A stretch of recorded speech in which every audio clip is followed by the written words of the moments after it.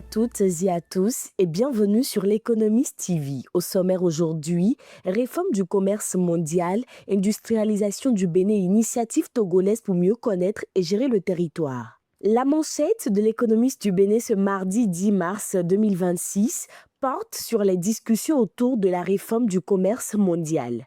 À l'approche de la 14e conférence ministérielle de l'Organisation mondiale du commerce prévue à Yaoundé, le Bénin et plusieurs pays africains plaident pour des règles commerciales plus flexibles. L'objectif est de soutenir l'industrialisation du continent, renforcer la compétitivité des entreprises et favoriser une meilleure intégration dans les chaînes de valeur mondiales.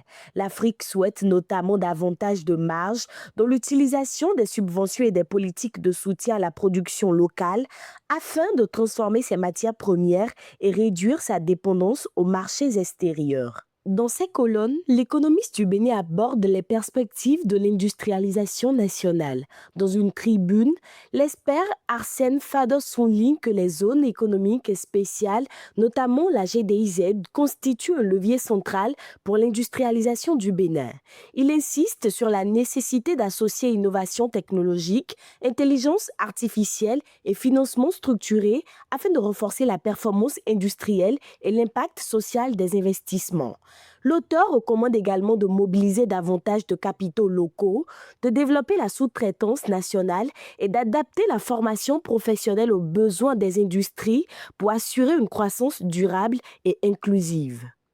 Du côté du Togo, les autorités et leurs partenaires travaillent à mieux comprendre les réalités sociales des populations grâce aux données statistiques. À Lomé, un atelier réunit des experts de l'UEMOA pour évaluer la première vague et préparer la seconde de l'enquête harmonisée sur les conditions de vie des ménages.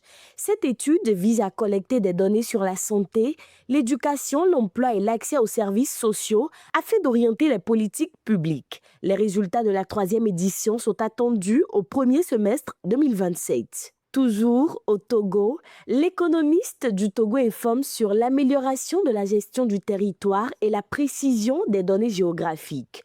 Le gouvernement togolais modernise ses infrastructures géodésiques et géospatiales afin d'améliorer la qualité des travaux topographiques. Cette initiative, menée par les ministères de l'Aménagement du territoire et des Finances, prévoit le maillage du territoire en bornes géodésiques et de nivellement ainsi que l'installation de réseaux de stations corses pour renforcer le système national d'information géographique.